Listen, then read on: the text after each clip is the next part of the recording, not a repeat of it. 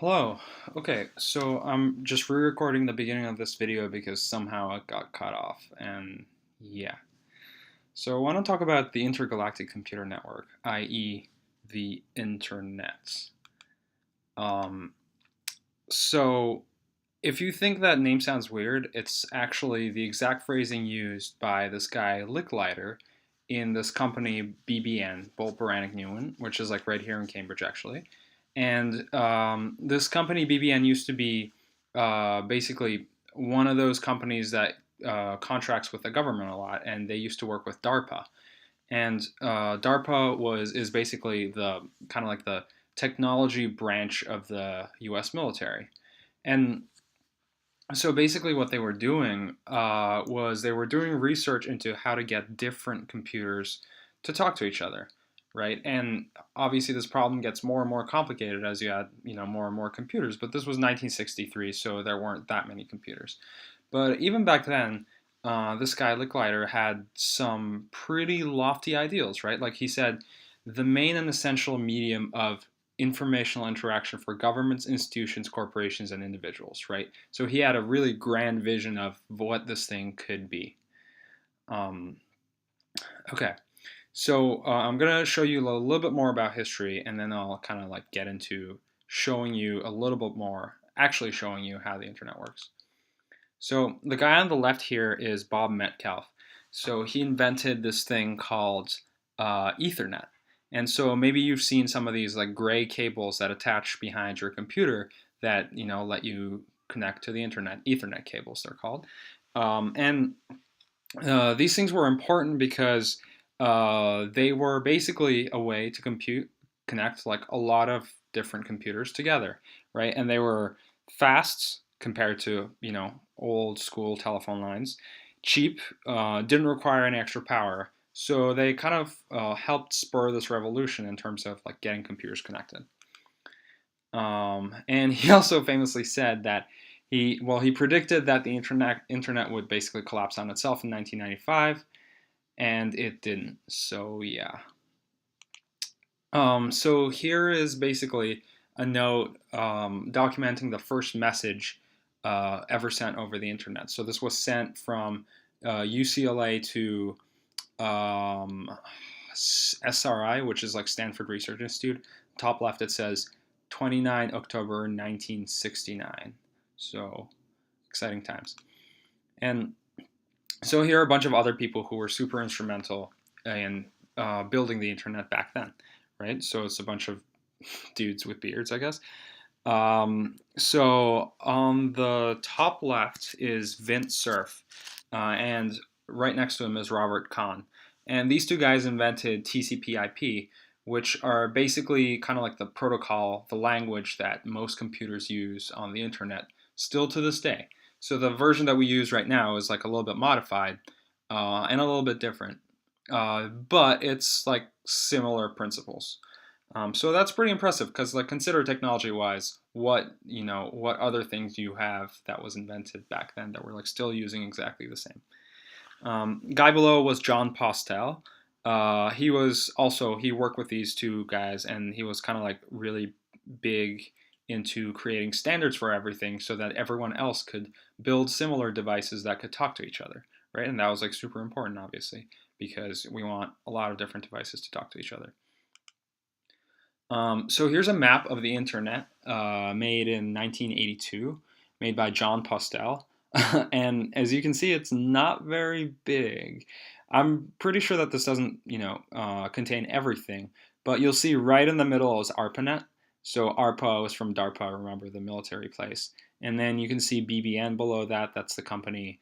And then around there's like MIT and a bunch of other colleges. UCLA is, I think, UCLA.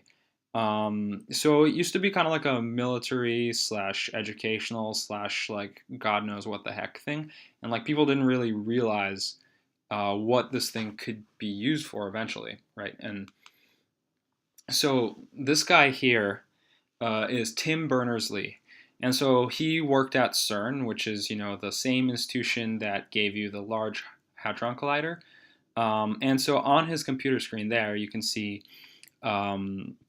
The first web browser. So before Firefox, before Internet Explorer, before Chrome, there was this thing. And obviously it's a super primitive version, but the idea was there. And the concept that you could kind of like create these documents and you could like click on them and they would like take you to other documents on other computers was like an amazing concept, right? Like that wasn't really something that people considered. And so as computers became more and more popular, then like people started having computers in their house and they started having the internet in their house. So this is a screen from CompuServe, which was like one of the first internet service providers. So after this came like AOL and stuff. And so basically you'd like buy a package from these guys and they would like hook you up over the phone to the internet. Now, eventually, so yeah, this is kind of familiar, right? It's like the same website still, pretty much, right? But that's the first version made in 1998. And so people started like realizing that this thing could be like commercial, right? Like, whoa, like maybe people have computers in their house. Maybe you can book flights through it. Maybe you can, I don't know, buy stuff through it. Maybe you can search for things. Maybe you can, learn things. So the potential started, getting larger and larger. Okay, so I want to show you a little bit more about what's kind of under the hood. And I really want to show you with actual tools and actual websites how the internet works. So this is a map of the internet that someone made in 1999. I'm like 100% sure that it's not super accurate, but it gives you like some sort of idea of what it looks like, right? It's like a big amorphous blob. And there isn't like any central structure. There isn't like the root of or the middle of the internet. Like things seem to be connecting to each other in hubs, but like for the most part, many things are connected to many other things, etc. Right? And okay, so what happens when you type www.google.com in your browser and you hit enter? Okay, so that's kind of a big question. So I'm gonna like break that down into pieces, right? So here is the website that I work on. So let's say you type this in and you hit enter. So first of all, this is a name, right? This is convenient for humans to understand. So there's a different kind of scheme that's easier for computers to understand, right? So that is called an IP address, and it looks like this. So it's a bunch of different numbers, and basically this numbers tell any computer instantly kind of where to go to get that information.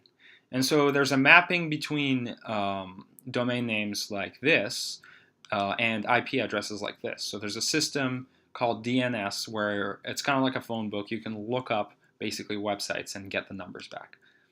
And so I want to show you a little bit about like how this actually works. So this is the console. I'm just going to type a bunch of commands in. Don't be scared. Because the command line is fun. Okay, that's not exactly what I meant to do, but it's a cow, so yeah. Okay, anyway. So the first command I'm going to try out is like NSLOOKUP. So I was telling you about DNS, which is like the big notebook, the big phone book, right? So let's try it out. Let's try NSLOOKUP harvard.edu, right? Okay, so we got a response. So we're seeing this answer here, and it's saying that harvard.edu is at the address 54.236.202.112, right? So every time you look up the name of a website, this happens automatically in the background. Cool, so let's try, we can try another one. So let's do like nslookup google.com, right? So this one's an interesting one. Whoa, so what happened? So it's cool because you see that there are a lot of different google.coms, right? So you'll see a bunch of different IP addresses. So why is that the case, right? It's because there are many different computers that could possibly be google.com. So Google doesn't own like a single computer or doesn't route all of its connections through a single computer. Instead, it has like a bajillion. And so you'll see that I could like rerun this lookup a bunch of different times, and every time you'll get like a bunch of different addresses. This is because they just have so many of them. So another cool thing you can try out is ping. So ping is basically kind of like the internet equivalent of Marco Polo, right? So let's try ping google.com. So basically I'm going to yell Marco and it's going to yell Polo back at me. So okay, so I'll let it run for a few seconds. Okay, so what happened? First of all, it said ping google.com, right? And right next to it you see the IP address. So behind there somewhere there was a DNS lookup. And then basically Google kept responding to me. It was like pong, pong, pong. And every single time, basically, I see that the response happened, and there's like a timing. So it took me 24 milliseconds to like send a request to Google and get it all the way back. So that's actually not a significant amount of time at all. But cool. So that shows you like a little bit of like how information travels, but that doesn't really kind of show you the details. So I want to show you this other command called traceroute. So the way that computers connect, so if we go back to actually graph that I had here. So remember how I was talking about the fact that there's no like central location that all the data passes through. Instead, connections, like when I send something over to google.com, it gets handed to the nearest computer to me, and that computer hands it to another one, and to another one, and to another one, and to another one, until everyone kind of like passes it somewhere they think is like close enough to google.com, and then finally google.com receives it, and then it gets handed one by one back to me again. So I want to show you this process actually happening. So let's try.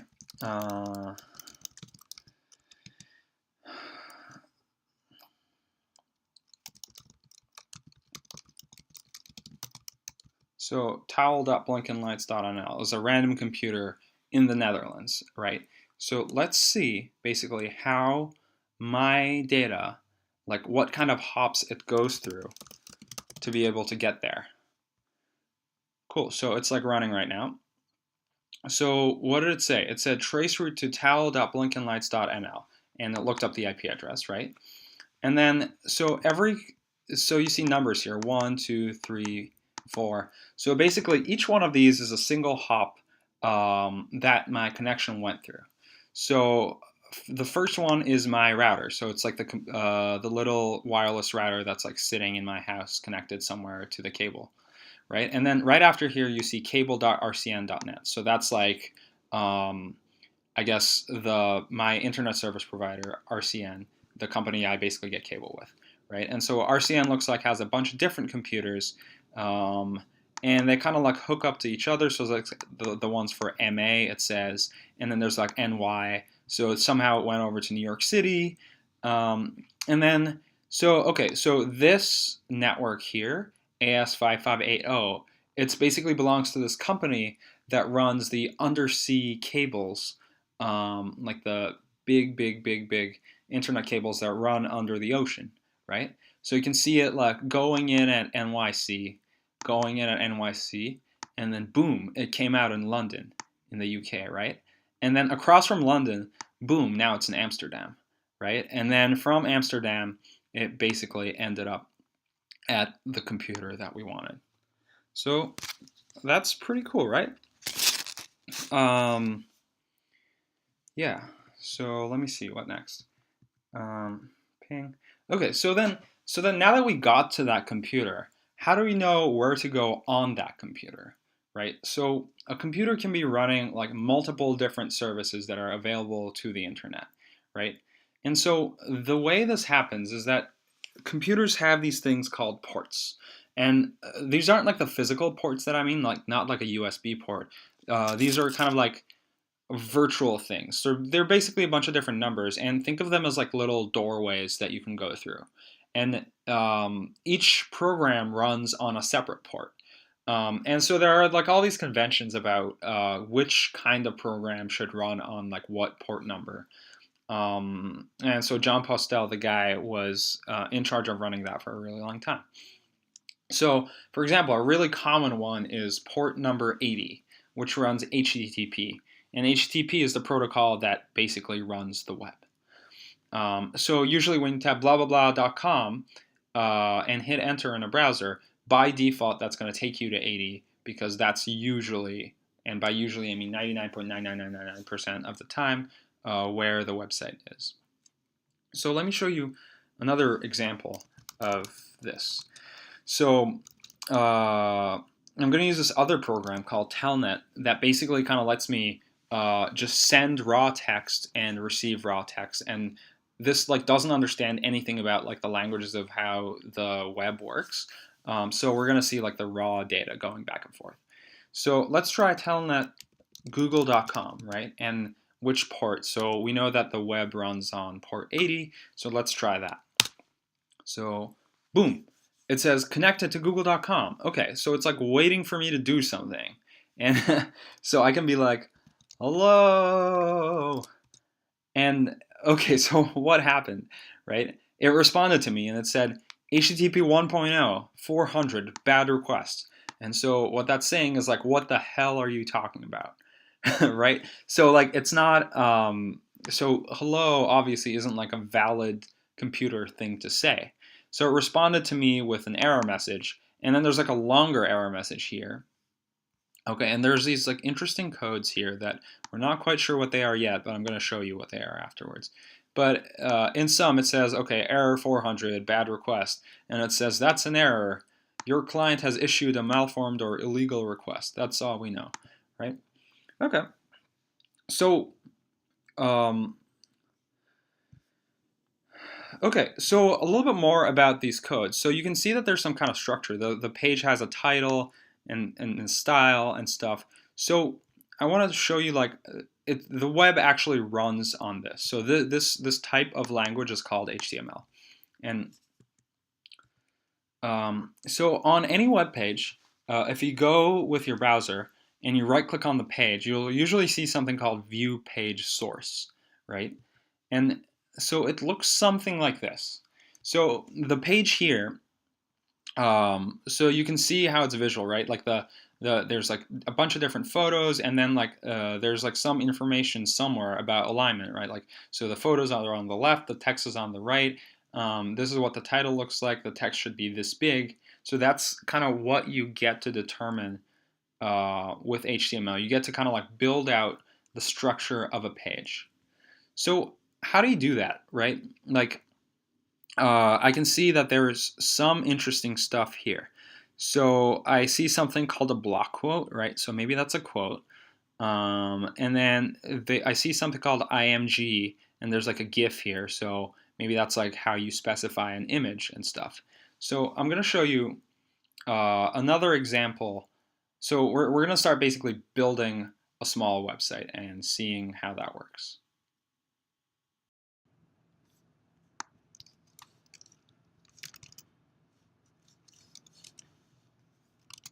Okay, perfect. So this is a very simple website, right? It's just the text hello. So this is what it actually looks like, right? And then I can make this a little bit more complicated. So for example, let's say I wanted this text to be bold, right? There's a tag that's called B. So this part here at the beginning is like the beginning of a tag. So it means that everything that starts from here should be bold. And then you have the text hello. And then this like notation with like the slash closing means that everything after this should like ignore it, like it's not bold anymore. So let's say I did hello CID, right? When I refresh, cool, now it's bold. Let's say we want this to be a title. We want it to be a heading. You can wrap all of this again in this thing called H1, and now it looks like a heading, right? And then, so let's say we can create a paragraph. Paragraphs are P. We are a research institution question. Real economists hate us. Right? Okay, and now you have a paragraph of text. So it's not super complicated. As long as you know what the tags are, if you have some cheat sheet, it's like not super difficult to start building more complicated structures from this. So let's take a look at this. Like let's say we have an ordered list, right? Okay, so let's make another paragraph. Molly's favorite desserts, right?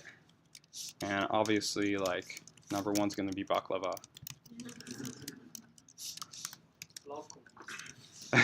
Also pretty good. Okay, let's like get brownies or no pies, like awesome. And chocolate, right? Cool. So now I basically created this thing where OL means ordered list and LI is a list item. So basically every list item I wrap in LI, LI, LI, and then I wrap all of those inside of an OL, and boom, I have a list of my favorite desserts, right? So we built a website already. Done, right? And I can go online and I will find it. You can, so there's like a little bit more effort involved in like putting it online. But so, I mean, this is running on my computer right now. So, okay, so see how it says localhost here? And then see how there's a colon and there's 8008. So 8008 is the port that this little website is running on right now. And then test.html is the file on that server that it knows, like that I told it to go through. And what if you want to put a hyperlink to google.com? Okay, let's do that. So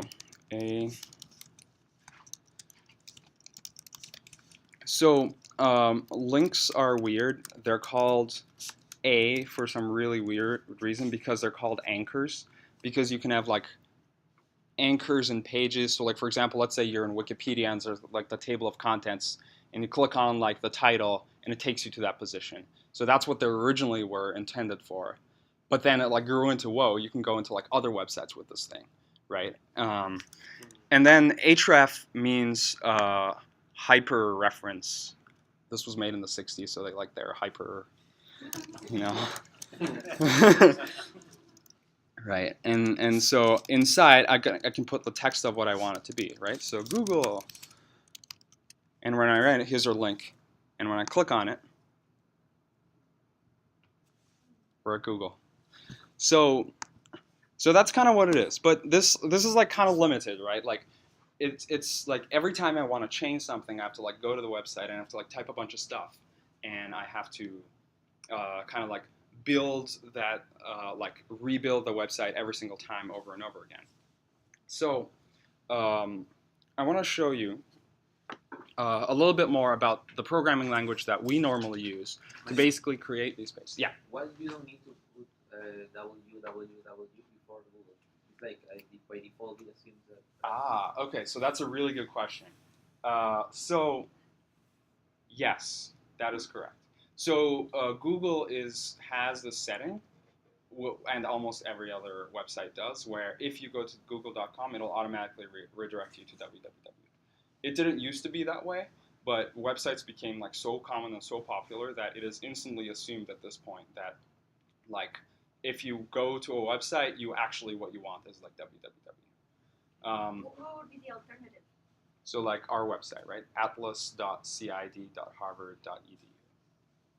So those could be basically, each of those sections could be like pointing to different websites, right? So for example, can you guys see this? I know it's like a little small. So harvard.edu is one website, right? And then atlas.cid.harvard.edu is a different website. So you can add more stuff to the beginning of the name, and that means that like it's anything that's below Harvard, you can like, so anything that's under something.harvard.edu is like in harvard.edu. And so there's like kind of like this hierarchy of names. CID.harvard.edu should work as well. Take off the Of course not. Technically, it should. Good try. So so I was talking about how these websites are like not too dynamic, right? Like, so I want to be able to have a source, like I want to be able to build these websites and make them happen kind of dynamically. So I'm going to show you a little bit more about the programming language that we use. So this is Python. It's not the most advanced language in the world, but it's nice. It's a nice one because it's like not super complicated either. So here's a valid Python program. I'm going to type into things, and the programming language is going to respond to me, right? So I typed 2, and it said like, okay, 2, right? So I typed 2 plus 2, 4. Okay, pretty good. 2 times 10, 20. Not bad. So there's a command called print. So I can say print hello. Gets me hello, right? So I can also have variables. For example, I can have a variable called my name. And let's say my name is Molly, right? So I can do something like my name plus is awesome, right? And now I get Molly is awesome. So you can then start here, and you can like keep going further and further. So here's a thing you can do. For example, what if I started doing this?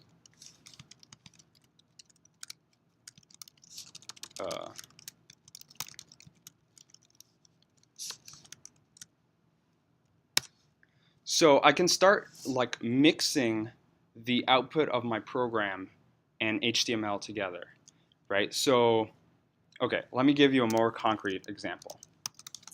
So let's say, okay, let's redo the list of desserts that I had. Let's say I like baklava, brownies, and, okay, pie. Okay, so desserts is now a list of baklava, brownies, and pie. So I can say for dessert in desserts, so there's a list of desserts. For everything in that dessert, I'm going to call that thing dessert, and I'm going to say print, print dessert. Okay, what did it do? So it printed baklava, brownies, pie. Pretty good. So now I can make this a little bit more complicated. So remember how I was showing you, sorry, I should have thought of this. So, okay, in our website, for example, we had the list, right? So if you wrap things in li tags, then you end up with this like pretty ordered list that we had here. So what if I did li plus dessert plus close li, right? So now, instead of manually typing these things out one by one, I have a program that is like generating the HTML that I need for me. And so you can take this like several steps further. So I can then say, I don't want to like store these things in a program. I don't want to type them out like this, but I can store them in a database, right? Or I can store them in an Excel sheet, and I can have my website go through the Excel sheet, pull out all of the dessert values that I have, create this website, and then dump it out. And that could happen when you go to the web page, right? So that is kind of like the fundamental part of like. How does it go from this to the website? Because you showed how it happened on the other one. Yeah. This is the same. This is creating something on a website. Or it's just creating it here. Yeah, so it's creating it here. So there's like an additional step involved in like, so I created this text that is kind of like the source of the website, right? So then I would have to like save it into a file, or there's a way of not doing that. But then you'd save it into the file. Then when I go here and I refresh this, you're gonna have like the new values, right? So that's how you kind of like go further and further. And so So yeah. So at the end of your Python program, there is a command that says save file dot HTML? So that would be like a really simple, like simplistic way of doing it. So in reality, that doesn't happen. Like the content gets created, the program runs, and it immediately like shoves the result back. Oh, and so you never that file, that's the one we're looking at right now. Yeah. Never exists. It never exists. Yeah. So sorry, that part is a little confusing. But okay, so how is everyone so far? Questions? You need to ask me questions. No? Maybe you could talk a little bit about the different languages. I mean, we know there are different languages for different things Yeah. on the web, but how do you, is it just a matter of somebody eventually decides to come up with a different language that does something else better and then theirs just becomes accepted? And That's actually pretty much it. It's improvement So- in the current language. Uh, Like HTML and Python, they're parallel. Like They're parallel, yeah. So yeah, you're right. They are parallel. They're also like they're good at different things. So HTML is good at like you writing basically what you think the website should look like, and then it turns it into like a visual website. So that's what it's good at, and it's not very good at doing anything more complicated than that. So Python is a general purpose language that is kind of like pretty okay at doing any kind of thing. And yeah, so it's exactly like you said, where there's different languages and people come up with different ones. Sometimes it's like requirements, right? Like languages that were invented like 30 to 50 years ago are not as easy to use as languages that were invented 20 years ago, 10 years ago, or now. C plus a language like that? Yep. How many are there? A billion. There's like, I mean, there's at least like 10 different languages that are like pretty common. Around the world. Yeah, but they're all like, so usually you'll find that the concepts are similar. So what you learn in one translates reasonably well into the other. Like it's like learning Romance languages, right? You learn like the grammatical structure is different. They all have the case system, blah blah blah, right? And so it's kind of like that. And once you learn one, it's kind of How does it turn from this to the online atlas? How do you make it? right. Okay, so I'm getting there. Just one question. Yeah. Two questions. Two questions. I mean, so you have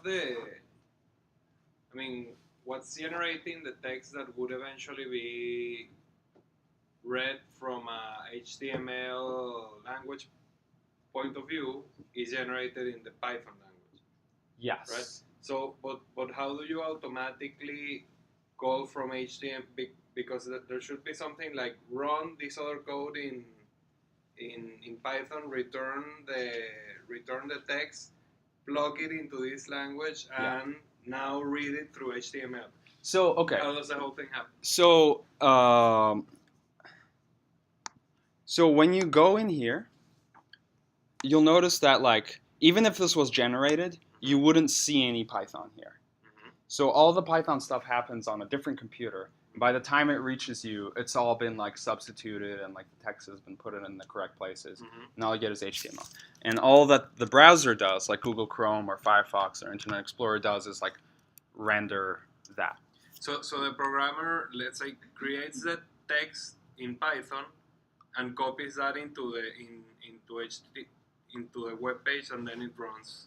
But what's you're not calling Python, but You text. are. So every time you go to the web page, right? So every time, let's say I go to the Atlas and I click on the visualizations page. So this basically just ran a Python script, which did a bunch of stuff, looked up a database, and it said, okay, like find me Gabon, and it found Gabon, and it like got all the data, downloaded it, sent that over, and now you're seeing it. So basically, it is running instantaneously. And so that's the beauty of it, is that like if we had to manually create all the text for all of the different variations of all the graphs that we had, we would like run out of storage space, right? So this way, when the second you go to the website, I can just create the thing for you as it's happening, and I don't have to like save all of them. So if you right-click there and put view source code, that's the thing that was created by the Python. Yep. So this was a thing that was created by Python. That's exactly it. When you call it spaghetti code, When I say spaghetti code, that is when you build things in such. So you can imagine how it gets way more complicated, right? So this is like a really silly page, and this is like a reasonably complicated page, and so what happens is that your code starts getting really big at this point, right? And it's like thousands and thousands of lines.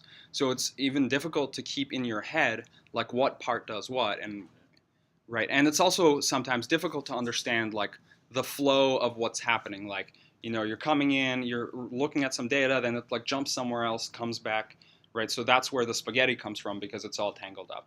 But the difficulty also comes from the fact that you have written it in a different language and has been transferred to Python. It's not that it's a different language, it's that the person who was writing it didn't consider like other people, basically. How Yeah, would you consider? Would you put it in sections and say, Yes. this is to make a tree map. Yep. This is That is exactly what it Yeah, is, with right? explanations But the in thing it. is that like saying that right now is like easy, but the reality is that whenever we start building a website, we don't really know what we want, right? Like we're building the Columbia Atlas and we're still discussing like what's even going to be in the website, how it's going to look, like there's all these variations. So it's difficult to plan like the entire structure of the website beforehand. So what will happen is that you'll build something and then you'll realize, well, oh no, like actually we have to change this a little, right? And we have to like add this other feature, and we have to add search, and we have to add this. And then so you'll see that like suddenly it's like growing. So there's this like process of how code evolves and like gets bigger and bigger. And so that's really what causes the mess. So you have to like be like really kind of stringent in thinking about, like sometimes you add too many things, you have to go back and rethink, well, okay, like maybe like it doesn't make sense for me anymore to like read all of this data from an Excel sheet because it doesn't fit in an Excel sheet anymore, so maybe I should use like a real database.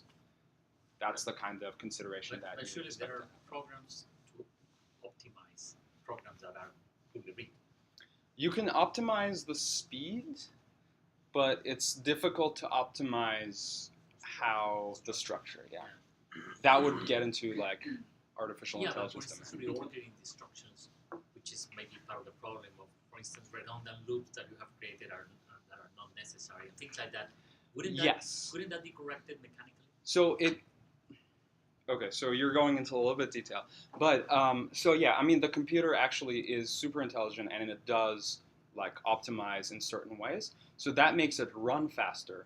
But at the end of the day, I'm still looking at the code that I wrote and not the code that the computer wrote. So I'm still like stuck with my own mess. Yeah. So do you guys rewrite it completely from time to time, just to like Well, now that you so- have more definite structure, now let's restructure it? Completely is like something that you usually like don't try to do. It's kind of like the nuclear option, but like sometimes you have to. So if you're kind of like very careful, then you can kind of like ease through the process, right? Like usually it'll happen. This will happen to startups a lot, right? There'll be like 3 people in a garage, right? And they'll start building this website, and it works great. And then suddenly they get funding, and they're like on the front page of like TechCrunch or whatever.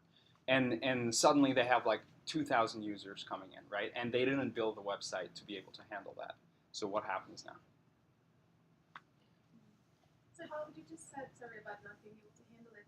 What do you mean by that? So if something was created to work for 3 people, why would it not work for 2,000? Okay, so that's a really good question. I'm like debating whether I should like wait a little bit later so I can like answer your question in context, and I think I want to do that. Okay, I owe you that. How long would it take you to do, for example, the Columbia Atlas website? Well, If you by get current the- calculation, it's gonna be 3 months. Suspicious question. It's gonna like it's. Planter. I have no idea. You Yeah. might say a week, you might say So a I year. mean, there's like a lot of kind of different parts of the process, right? Like the actual building of it might take us like maybe 3 months or 4 months or something. But like there is then like the whole process of like figuring out what's even going to go in the website, Yeah. like looking at all the data, looking if it's okay. So it kind of expands. And okay, so What is the ideal process though? It is like, think about it, you put it up, you approve it, but you try to be good about saying what you're doing, so that if somebody comes and it says, oh no, we want it all different, you know which part of the code to go to. Is that? that sounds pretty accurate. Yeah, you want to be able to you want to have some idea of the kind of thing that you want. And so basically, I know I'm building for change, right? Like I know that a month down the road, we're all going to have different opinions about what the blah blah blah page should look like, right? So it's my job to consider that might change and to make sure that we're not screwing ourselves over. We don't have to rewrite everything in a month after this or a year after this, hopefully, or 10 years after this. Okay, so how are we on time? Okay, it's getting kind of late. So, so here is basically what the actual, here's an example of what a website would look like, right? And how the connection would look like. So let's say we're in the Harvard network. This is my computer right there. And there's Google Chrome running on it. And then here is basically another computer somewhere. And it's running Python. And it has a database that's full of data, whatever. And basically, when my browser sends over a request, it's give me this page. And it responds and it sends me a bunch of HTML. And so this part that runs on my computer, we call the front end. And so that is usually what Gus and Roman do in our case, and what probably Quinn's going to do. You're our only backend? I am our only backend. You don't need more. And so my job is to figure out how this stuff works. But there's economies of scale working here in the sense that once I figure out how to do one of these things, right? I have figured out the code for the Columbia municipalities. The code for the Columbia departments isn't that different. So it's easy for me to kind of replicate what I'm doing, but it's harder for the front end guys to do that, just because of everything they're building. I never have to see humans. Humans never see what I'm doing, right? So that's yeah. So here's what you do when you get a little bit bigger, right? So you're seeing that, okay, we're getting a lot of users. So this is kind of going towards your question, where we're getting a lot of load and the computer's getting really slow. If anyone's ever tried to load a really large Excel file, it's it's loading, and it's chug chug chug chug chug. You wait for an hour and it doesn't really load, and then you're sum, and you wait for another hour for it to sum a bunch of numbers.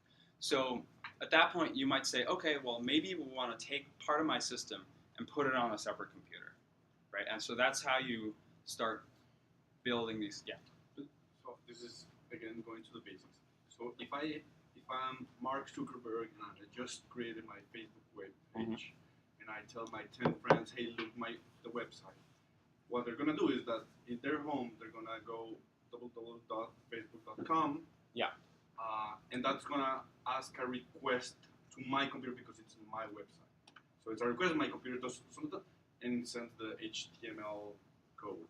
And then another friend does the same thing, and so my computer does, and then sends. Yeah. And when it starts to grow the number of people, my computer starts to get really crowded with all the instructions from all the different people. That's correct. That's what you're saying. So, yes. So I have to have another computer and write off. Yeah, that's exactly what it is. But it's just because it is receiving an instruction and sending the HTML code. Yes. It doesn't compute anything, you're saying. I mean, it could be. So, for example, we could have, we do a bunch of computation where, I don't know, we're calculating aggregates over departments, or aggregates over continents, or something like that, right? So there has to be some number crunching. So again, you could pre-calculate all those things, but now you're running out of storage because you have to save all the different variations. So it's always a trade-off between doing computation on time versus like doing it beforehand and like saving all of it. So it's like you're trading space for computing power. And computing power is cheap, relatively. So the actual generation of the graphs, once the whole thing has been designed, it generated where, in the front end? So it happens in the front end. In the front end. In the front end. Because why does it happen in the front end? So let me show you. So for example, I click here. I click on rankings. And see how the page like blinked a little and it changed and it reloaded? Yeah. So I mean, we've got it down pretty good in the sense that like it's reloading pretty fast. Like it's kind of difficult to see. But like you don't want, like every time you, let's say I click on this drop down and the information is loading, like I don't want to wait every single time for my connection to go here, go across the Atlantic, go somewhere else, come back again. Like that's really wasteful. So it's helpful to have more of the interaction stuff happening on the front end and the kind of like the more computation data stuff happening on the back end. That's... So just to clarify then, Yeah. the question of as you grow, so these 3 entrepreneurs, they don't necessarily need to change the front end. They can leave the same web page. They might just need to get another computer or different servers. That is correct. So it's like the back end that needs to grow. Yes. Yeah. Yeah. Because the front end is running on every single person's individual computer. And so that brings like an interesting point is that sometimes something, if you have 1 billion users, something that would be really complicated to calculate for 1 billion different users on your computer will be way easier when you push that computation down into their computer, right? Like, so you can have that calculation happen on my computer instead, and suddenly you're not paying $1 million a year having to do that. So, yeah, but then there's the trade-off between the speed of the front end and the speed to go back and forth. Exactly. So you can't do that too much because then, like, if people have slow computers, then it's going to be a problem. So again, it's like all a matter of like all these different considerations. And they also need to have the right software to do the computation. So That when is people, correct. the computer tells you need a plugin, like a Java plugin or something. Right. Yeah. So, but then even these are iPhones and things like that considered front end, I suppose. Yeah. Okay. So and obviously they are much less capable than the big computer that you have in front of you. Yep. So that means that if you design for an iPhone, then you are really sacrificing a lot because most users would be using the front end, the big computer. That's a pretty good thought. But what you can actually do is you can build it in such a way that like I can detect that you're like a mobile device, and then I can say, okay, let me show you like a less detailed version of this. Let me show you like a less complicated. I'll like disable all the animations, right? Like I won't do anything too fancy. And all that is done in the same program. It's not that you have different programs. Yeah. So no, that happens in the So it used to be back in the day that there were like different programs to do it, but now it's going towards this thing called responsive design, where you want to scale like your website for like how big the screen is, right? Like as the user looking at it on a projector, on a computer, on a tablet, on a phone. Yeah. So. Okay. Okay. So then this brings us the question. So where the heck is this thing? So where is the server, right? The cloud. Dun, dun, dun. Okay, so the website is running on a computer. Well, actually, we don't know if it's running on a computer. It's running somewhere. I've never seen the computers that run our code, right? And actually, no one has ever seen the computers. Never see, exactly. Right? And it seems to exist. So that's all I can say. There is a thing that is behaving like a computer that is somewhere on the internet, right? And I willed it into existence. We have paid for it. And you have, that's true. That's true. That's true. So,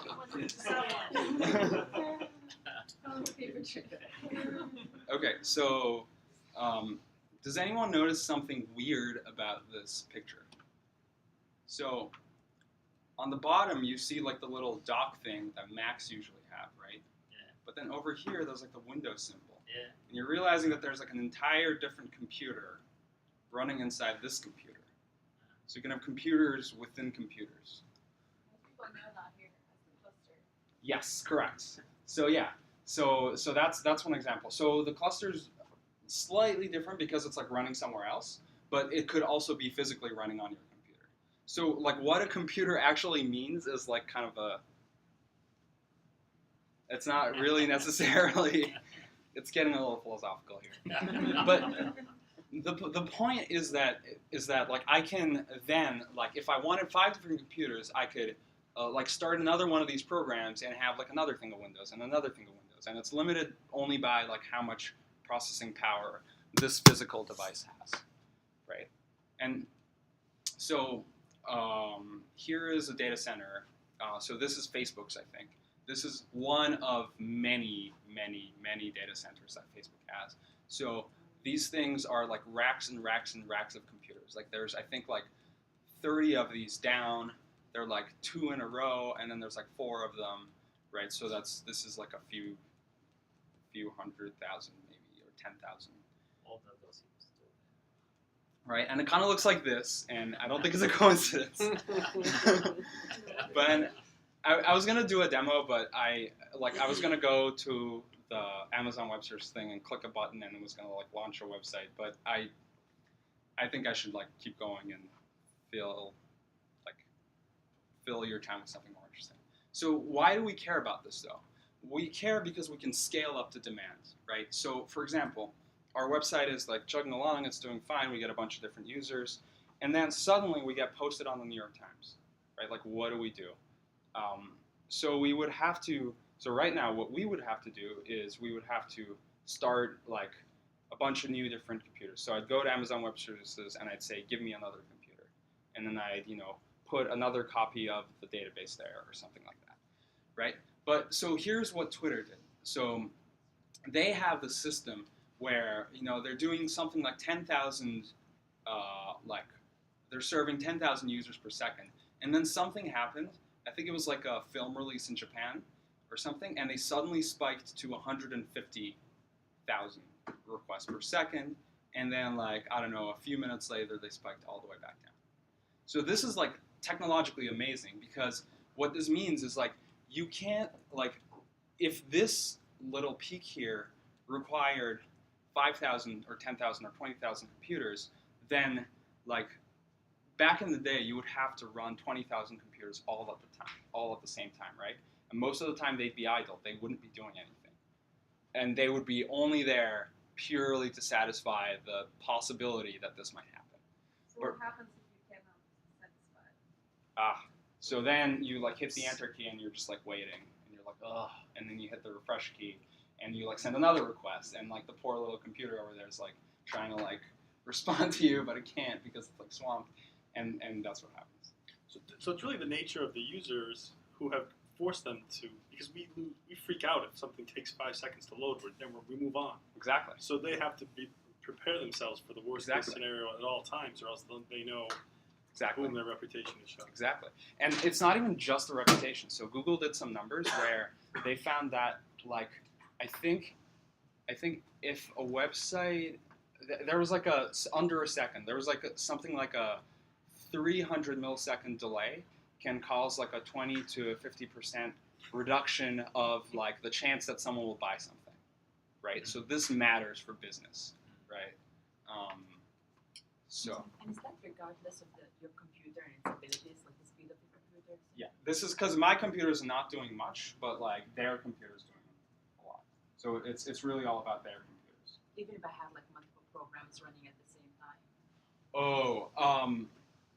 If I was using multiple programs, would that affect the speed of the website or whatever? I mean, it wouldn't affect, like, it would affect, like, the speed of, like, how you perceive the website, in the sense that, like, it would affect the portion of the website, the front end, that's, like, running on your computer, but it wouldn't affect, Twitter or whatever.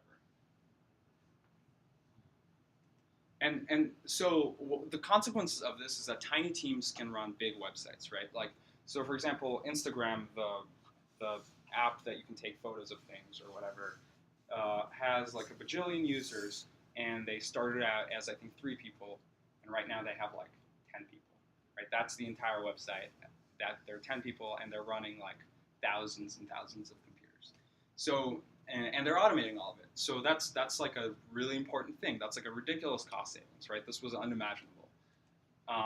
So there's no field maintenance. Yeah. Sorry, but I didn't understand. So those peaks of peak usage. Yeah. When you said that it's auto-scaling. Yeah. Means that they have. do they do it? And they have a way to go to Amazon and say, give me. I mean, no, I don't understand. Yes. So what happens is when you're going to the website, like let's say we're all going, we all start tweeting or whatever, and then Twitter's like, like okay, number of like tweets increasing rapidly, got to do something about this, like reaching capacity, and then it just starts spinning up new computers, right? And there's like more and more of them. They're like all coming alive as you're connecting, and then when they come alive, your connection suddenly like flows through them, right? So there's like a They do actually have these massive banks of computers in warehouses in Right. the desert in Nevada and stuff. You know where they have the alien sites? This is actually like giant computer farms. Sure. Thousands and thousands Yeah. of computers. But you just said that before you would have, before like years ago, you'd have to have those computers there being idle, just there. Yeah. These are just like But the central now- banks. I mean, so As opposed to what? They're So still okay. So what I meant is the that last resource. those computers, so these computers, so I don't have to be running these. All I have to be doing is purchasing time. So right now, for example, Amazon has this thing called Amazon Web Services, where basically they're renting these computers. They're selling them by the hour, I believe. So I can pay like 10 cents per hour to like, I don't know, a few bucks per hour for a ridiculously monstrous computer. And then I can shut it down whenever I want, and it's just on demand. Right? And so I never have to go to the field. I never have to see a computer. I never have to plug something, unplug something. I never have to worry that something broke. I never have to worry about anything. So, and you can set an agreement where you say, just give me what I need when I need it. So it could tell you when there's a million users of the Atlas and give us 10 more Yeah. servers. So I mean, it becomes like so doing Have a portfolio. this is like way more complicated. So I mean, like you could do it if you really want to, but then there's like an additional cost of building that infrastructure. And it's like if you don't need it, then it's not worth it. So what for us is like, oh look, it's becoming slower. It must be we're getting a lot of users. Yeah. Let's buy more. Yeah. Click. Yeah. Okay. I mean, the rest of the space is typically used by like big institutions that do massive computing in the Right. downtime for cheaper cost. Right. So they have, say for example, NASA or something, or these big research projects that do supercomputing. They might use all that spare capacity when, say, Twitter is not using it, but it's there. Right. So again, like it's the physical computers don't necessarily map very well at all to like what companies or people or whatever are using them. They could be anywhere. So there is a risk that Amazon faces, which is it's possible that several of their clients have their peak at the same time. That is true. So that's what a service level agreement is for. So you have an agreement with Amazon and you say, I want 9 nines of reliability. What that means is like, I want 99.99999% of all the time I want these websites to be up. And so different levels of reliability come at like different levels of cost. And so Amazon then decides whether it's worth it for itself to build the correct infrastructure to make sure that that reliability exists, right? So it could have different copies of all the computers. They're spread geographically. They're all connected with like different cables. So like one of them could go down and the other one could be alive. I don't know, some part of the country could get nuked, but it would be okay because the other part of the country would be like fine and the cables would be fine. So, But they have had like Africa lost internet a couple of times last year because there's only one cable. it happens. So like it's one of these kind of Yeah. impending. And so Amazon Web Services actually has gone down before, and it took a lot of websites down with it. So it took Reddit down, it took Netflix down, it took a bunch of other big websites that I can't really remember. And that's when people were like, well, oh crap, like we can't really, start relying on this. So then people started paying more attention to the fact that, okay, like what happens if Amazon goes down? What happens if, I think my question is along the same lines, but I've heard before that, so say you have a server, this is what we're talking about, right? This computer is your server? This computer that you might be renting from Amazon? yes, that is Okay. my server. And so I've heard that you need to patch it. So you need to maintain it somehow. What does that mean? Like, do you physically then need to create some updates to that computer, or does Amazon do that? So there's different levels of managedness, right? Like, so what we're doing right now is we're buying a computer, and then the responsibility of like keeping it updated is down to us. There are also services that like where you're not renting an entire computer, you're just renting like a program running on the computer. That's all you're renting, and you don't necessarily know like what else is there running with you. You can't really access it anyway. But they manage like all of the details of doing the updates and all that stuff. So it depends. And so I think what you're talking about is like usually security updates is a big thing. So when someone finds a security vulnerability, you want those updates to happen automatically. And so we have some infrastructure set up that like handles that. And when they come out, they just get pulled and installed. So because we're at the, you want to finish, and so that when we know the topics that we don't. Yeah. know. Okay. Okay. We know the topic of the next. So I'm gonna go a little bit faster then. So there is basically, so you don't have to do field maintenance. So I don't have to go down to someone else, like go down to some blah blah blah's office. I can fix things on my computer, and I have access to it at all times. The other thing is like, what if we could have really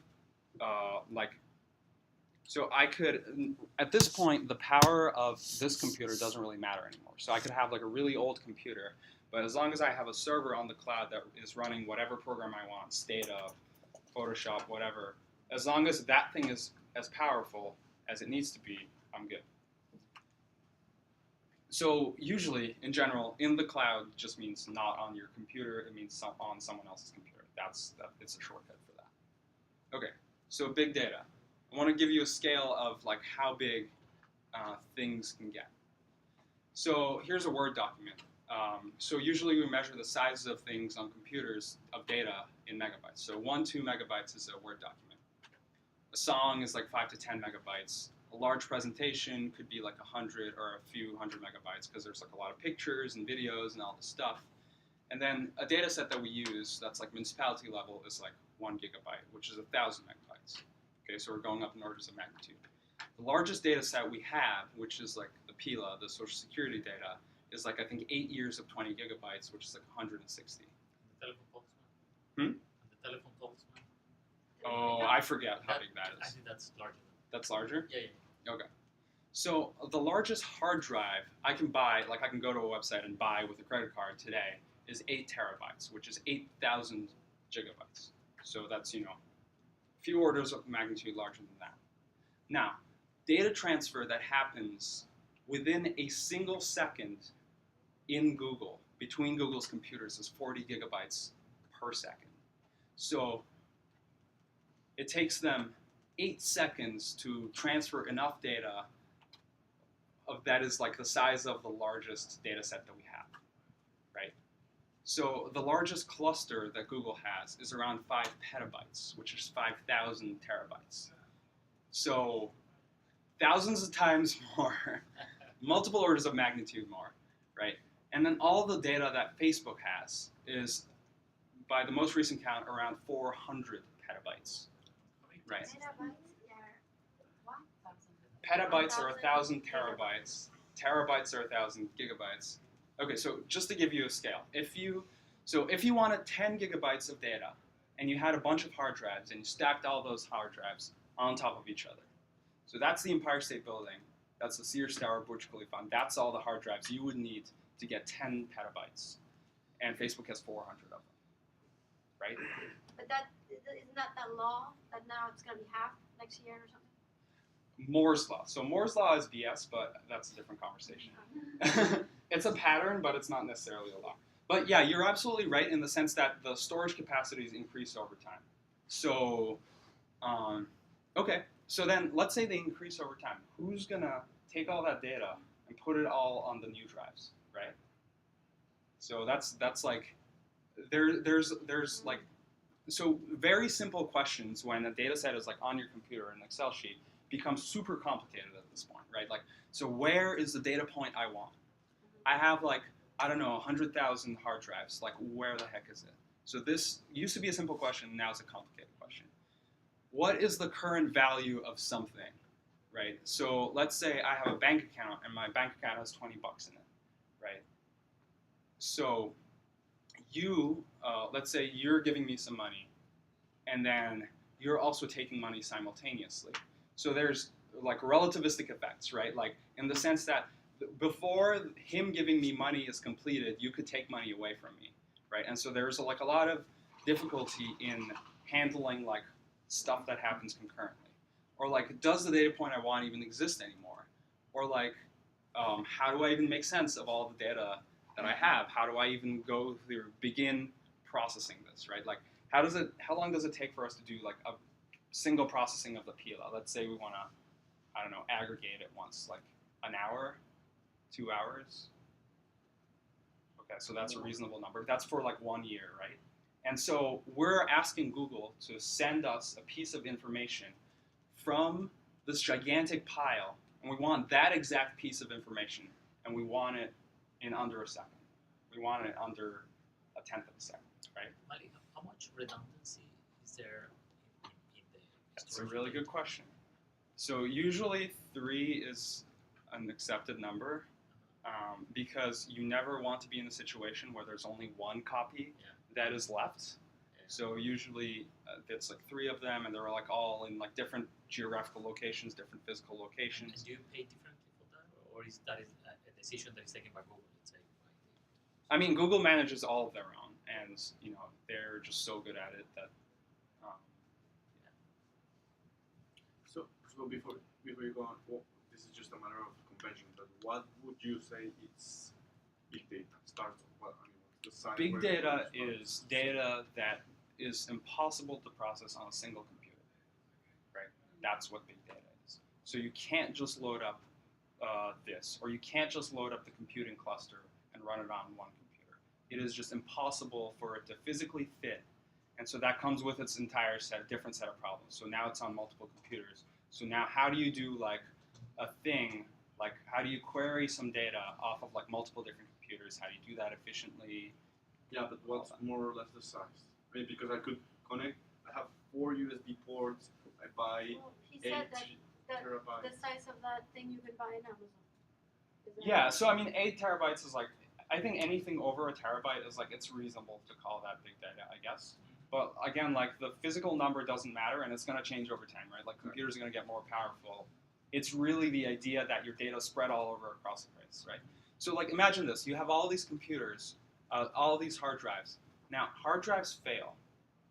They fail very often, right? Like, so how do I have some piece of computation running, and it's like still running, and while it's running, a hard drive fails, the computer system dies, some network connection dies, and the computation survives. It like comes out the other side, and it's like still working. So that is like an insanely difficult problem. Okay, and then I had this like some stuff on how is this even possible, but it's back to the same thing where like you're adding more computers, and then suddenly there's like all these different limiting factors, right? Like so now if you have too many computers, then those computers have to communicate, right?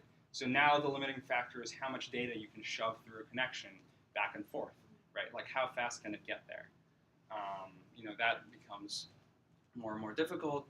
And so people came up with these like different ways where you select different services. So you say, I have a cluster of computers somewhere that deals only with users, and I have a cluster of computers somewhere that only deals with emails, and I have a cluster of computers somewhere that does this other thing.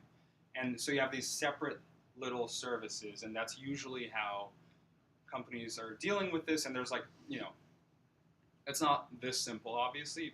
There's like a lot of thought that goes into like how this all comes together. So like here's an example of the architecture of Netflix. Like here's all the different services they have. Each of these services are like composed of different computers, and all the services interact with each other in a certain way. So like here's an example of when your connection's coming in on one side, it's like going through this one computer, and then like some of them go to this other computer, and then some of them go to this other one, and some of them end up here, and some of them end up here. So they can literally like sit and watch the data just like coming in like as a massive torrent, and they can see like which parts of them are like over capacity and under capacity, and like it really becomes this like big problem of like just data flow. And you can have computers on different parts of the world, and it's like because you don't want your users in Africa to be like waiting for hours while your users in the US are like fine and dandy. And so So the internet is pretty ridiculous, right? There's no central authority that governs the internet, right? There's no central transit system. It's all, everything is connected to everything else. No one really knows each other. You've never talked to or seen, or even previously you've never communicated to any of the commuters probably that you communicated with today, because they're not real and they keep like dying and respawning, and it's kind of amorphous. And so imagine that you're like building this airplane, right? Like I don't know, a Boeing 747 is seen as this like miracle of human engineering, right? Like 20 different countries came together and everyone built this like separate little part, and then somehow it all came together and it flies, right? So imagine building this thing where there's no boss. Some people kind of know what it should look like. And there's no specification for like what all of it actually should look like, right? Like all the way down to like how the cables are sending all the numbers and how the wireless happens and how then it goes through Harvard and there's like a bunch of computers, and then it goes through fiber optics, and then it goes to space, and it comes back down again, and it goes across the ocean, and it goes across to the other thing. Like all of these things are developed independently, right? And no one knows how all of it works. There is not a single person who even knows how most of it works, right? So there's like, usually you could spend your life like building like the Wi-Fi thing, like the Wi-Fi card in that laptop, right? Like that's how complicated it is. And so no one can force anyone to follow the rules, right? Like, so even if you came up with a specification of like how the entire internet should work, like no one's going to listen to you, right? So, and not everyone agrees on how to build things anyway, right? So there are these people who are coming up with like different ways to send data and like different data formats, and like, I don't know, a company builds this like new thing and they say, no, we're going to send music files in a different way. And the parts change without notice, and people decide to build their own parts, and most of the people never met each other who are designing this thing, right? And most of the people never even talk to each other. It's kind of emergent, and there's no top-down quality control, and things break all the time. But somehow it survives, right? And it works. Like, that's the amazing thing, is that, like, by golly, this thing works, and, like, you can drink your latte and, like, check Twitter and walk down the street without even realizing that, like, this is happening, right? And the other amazing thing is that we're building the airplane while it's flying, right? Like, at no point can all of this stop. It must keep going. The show must go on. Like, and, you know, if we want to upgrade everything, we must upgrade it while everyone's watching, while people are still using it, right? So imagine that someone said that, okay, we're going to build something bigger than the Empire State. And then they're like, yeah, but we're going to build it on top of the Empire State, right? You're like, oh, that's like a kind of a weird engineering thing, right? Like, but this is what we have to do all the time, and that's why software engineering is difficult. That's it.